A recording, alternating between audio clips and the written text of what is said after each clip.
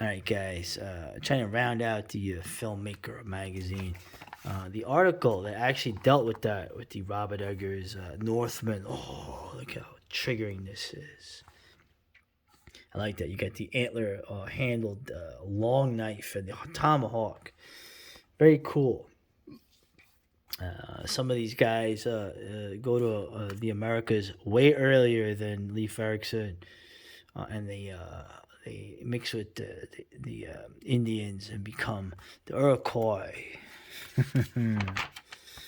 But the article is good. There was nothing. There was none of political stuff in it. No talk about white supremacy. Just about the film, and which was shot on actual 35 millimeter film. The Panavision, Panaflex. They still use those. They actually have look. They have the film stock. Interesting. Obviously, we all know that most of the films are shot on HD video now. I remember when that was a big thing, right? Shot on video meant cheap. Well, the HD videos, some of those cameras cost more than, you know, some of the old film cameras did. But he went old school and shot it on the Panavision. Very cool. Robert Eggers is a genuinely talented guy who understands what you're supposed to do with film or with any art form, right? In terms of expression. Anyway, so now this one here, this was some kind of horror film done by what when you read this, you think it's a woman, right? But as you go on, you realize that this is someone who is a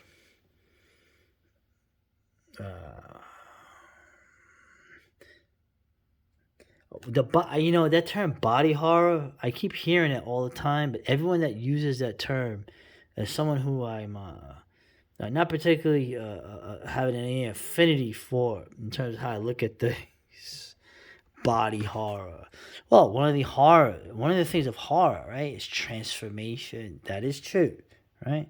But the whole idea of being transformed was never seen as a positive thing in horror. Like you were turned into a werewolf, you were turned into a zombie, you were turned into a vampire, right? You were turned into a Frankenstein, the living dead. None of it was ever seen as something that was good or liberating, right? So whatever. It's not I don't really care about the film here, but it's interesting that the director they're talking about at one point, obviously, they talk about the internet,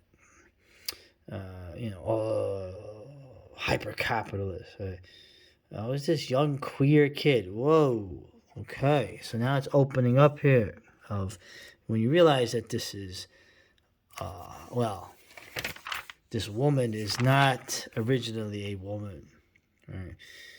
And one of the things for you here was how this person talks about as a 13-year-old being subtly groomed in an online relationship with a man, and how at some point you feel sorry for the person, which is kind of interesting. When you do something so I can't think of anything lower to try to do than to do that to a young person. But anyway, let me shut up with my morality. Now this is apparently about a horror film, right? It looks very horrifying. It looks very interesting. Of course, I'm being extremely sarcastic at this point. And I don't, what the hell, the creepy pasta. I don't know what, I keep hearing that term. I don't know what that is. I guess I'm too old for that. But I thought it was interesting how this trans director, filmmaker, goes to the old thing. The major limiting factor is capitalism, right? Darling, you only exist. I'm gonna say this straight up. Okay, you would never have existed in a. To be frank, and this is kind of humbling, right? You would never have existed in a Marxist communist society like the Soviet Union. Capitalism has made you possible in this modern plutocratic West. You exist because of capitalism. Right?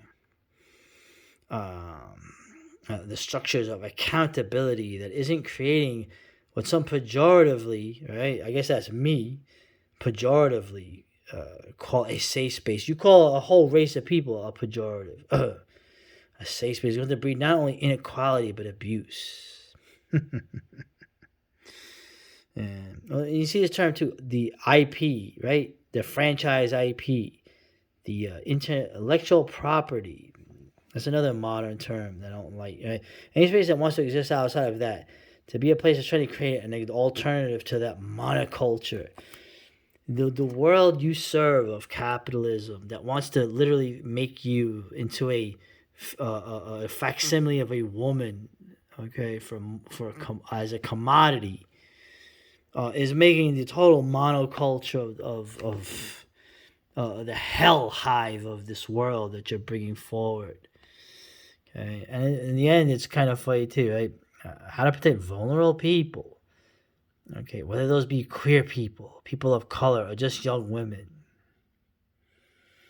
Interesting. I'm looking. I think I have a very specific vision. I'm looking for a bunch of money. Oh, in the end, it's all about the money.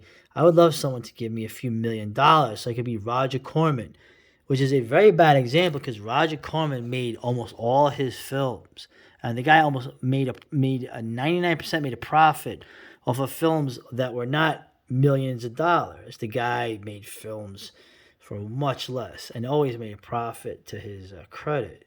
So that's a very strange thing to bring up as an example. And I thought the last thing to round this article out was I want a scene to start forming, right? If you look into New York right now, right, and at the alternative scenes forming around more corporate independent film spaces, they're super reactionary, male dominated, toxic, and conservative. Somehow I doubt that, darling. It's bullshit to think that the being subversive and being reactionary is the same thing, which is always funny because whenever you see the most subversive things, they're always empowered, funded, and enabled by the most powerful people that you have. Right?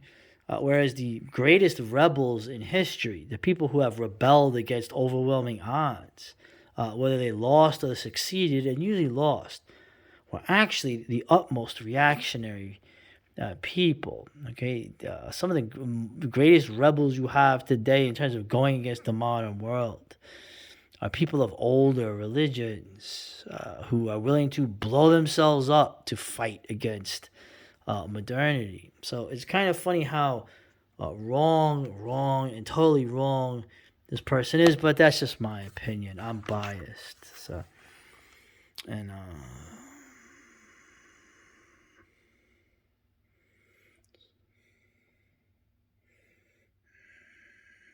Afrofuturist musical dealing with miners and hacker collectives in the Rwanda Mountains. Okay, this is a musical. All right, that's all I have to show about that. Let's finish. Interesting. Gaspar Noé, I remember her. He made a film starring Dario Argento. Oh man, he's old. Of course, the famous Dario Argento, one of my favorite Italian giallo and horror directors. But for some reason, started in this French film about these two old, aging French leftists who live in the Stalingrad neighborhood. If you remember, in Paris, there's a neighborhood, a section called Stalingrad, which is very interesting. And these two old leftists she's actually developing Alzheimer's. And so Gaspar Noé made this film, which I can't think of a more uninteresting film other than a bunch of old leftists living in an urban environment in Paris, which is now changing in ways just like New York, just like London. I can't think of a fate that they deserve more than this, honestly. So, other than Dario Argento as an actor, which I've never seen, other than when he would obviously play the killer, where he would use his hands with the leather gloves to murder the victims in his films. I can't think of a film that I would much not want to see. Okay, the old leftists get what they deserve. Although it was interesting, he mentions a very interesting filmmaker, Paul Morrissey. More on him later. But and this is, oh, you want to see this? This is what I want to see in a film. This is Europe. This is America. This is the whole white man. Okay, destroyed. 77 years later, always the war. Yeah, I can't stick up for this, for these people anymore. I really can't. And that's the rest of this is just whatever. This is Filmmaker magazine. It's cheap. It's very bourgeois leftist. People still get funded, get millions of dollars to make these shitty films. They get awards, but that's about it. I like that. Oh, micro budget is $30,000. If I had $30,000, if I just got my hands on $30,000, I would probably use that to put into my land fund, or to put in something that actually has value, rather than make a fucking movie, which is increasingly what they make about is garbage. But I like this here. We'll end it up with a positive note. You can literally make a film with your DSLR. I have one of those, right? So I can do that. And I would have to do that because nobody, the ideas I have, nobody would help me, especially not these people. So anyway, Filmmaker magazine. You be the judge of where this is at in this day and time. Creative people are such, I almost hate to admit that I'm a creative person, because most creative people are just the scum of the earth, the idiots. I'm sick to be even associated with them, even nominally. Okay, they really deserve the place that the ancient world had for these people. Their status. It was very much deserved, and made a lot of sense. Okay, later.